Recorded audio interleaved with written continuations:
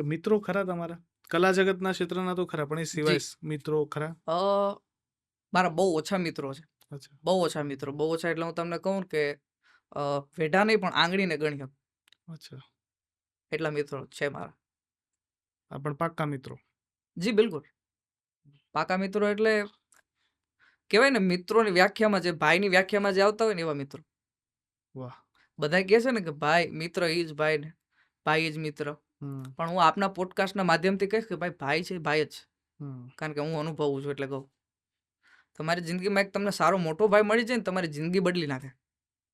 હમ. મને ઈ મળ્યો છે. મારા પિતાએ મને મારી પાછળ મહેનત કરીને મને ખૂબ આગળ વધાર્યો. અને ત્યારબાદ અત્યારના સમય પ્રમાણે આગળ વધારવા માટે 4 વર્ષ મારા ભાઈએ ફાળવ્યા છે. બાકી તો મોટો ભાઈ હોય તો કંઈક બિઝનેસ લઈને બેહે ને, હમ. કંઈક ધંધો લઈને બેહે, કંઈક જોબ કરે. પણ પોતાપણું ગુમાવીને ભાઈને આગળ વધારવો એટલે ઈ એક ચેલેન્જ. મેં એ તમને વાત challenge છે. કરી ને હા.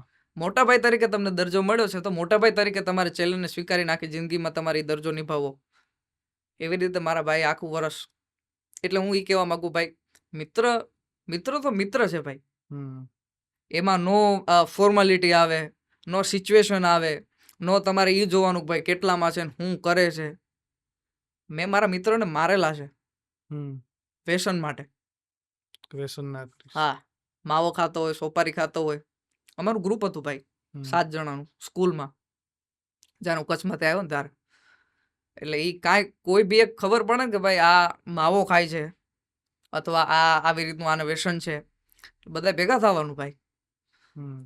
અને ખા તારી માના આમ તને શું વ્યસન છે. માના આમ તો ખોટા ન ખાય ને તો કે ભાઈ આ વ્યસન છે. કાંઈ શરમ રાખ્યા વિના ભાઈ પેલા 2 ઝાપટ જીકવાની.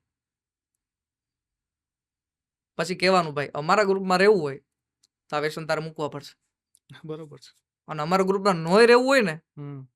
અને તો તારે વ્યસન ચાલુ રાખવું હોય ને તો તારા ઘરે આવ્યો હમ. અને કહે તારી કરતું. એવી રીતના વ્યસન મુકાવેલા.